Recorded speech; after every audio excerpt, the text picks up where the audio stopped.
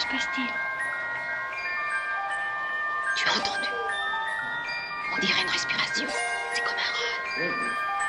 J'ai une présence qui me dérange, un truc qui me stresse et qui m'aigrit, un monstre triste qui me mange et qui dans l'ombre une ma vie, qui me surveille en permanence enveloppé de draps colorés, qui sur terre détruit ma chance derrière des ombres chamarrées. Je sens le souffle glacé de toute cette magie morbide, souvent est entendu parler des démons qui la guident.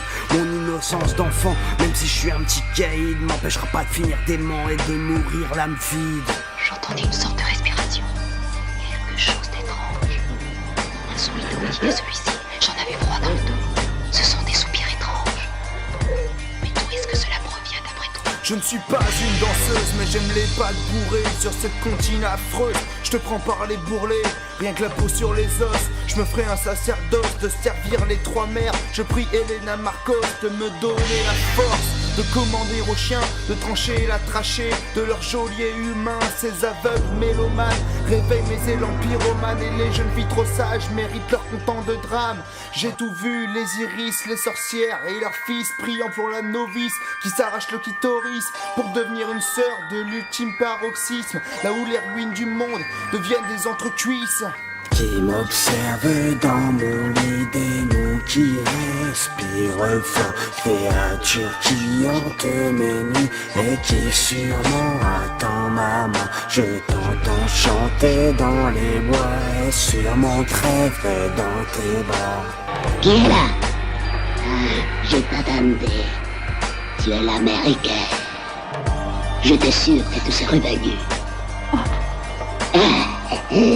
Tu veux me tuer. Tu veux tuer Helena Marcos.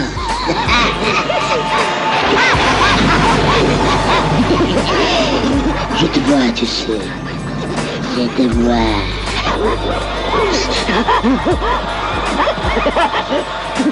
Du fond de la nuit des âges, elles se nourrissent de la sève de tous ces badauds en barchi, plus jamais elles se relèvent. Tout au fond de la forêt, là où tous les arbres sont morts, elles récitent leurs incantations et mettent au point leur sort. Leurs potions sont bouillantes et la fumée s'en va haut, pendant que leur rire décharné déchire notre bite au couteau. Elles nous arrachent à l'enfance en nous transperçant la panse. Elles tuent tous nos idéaux quand elles s'accrochent au rideau. Sur l'emballé au milieu des toiles d'araignée, elles nous regardent tout en haut et mettent au point tous nos mots.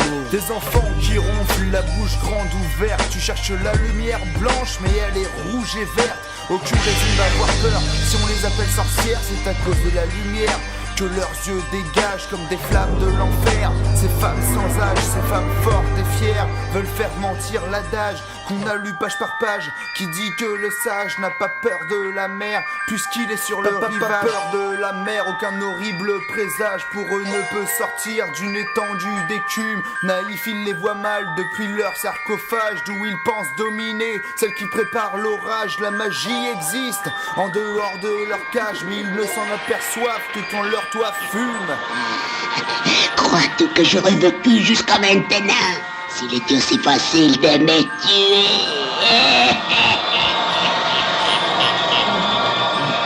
Je vais venir te prendre.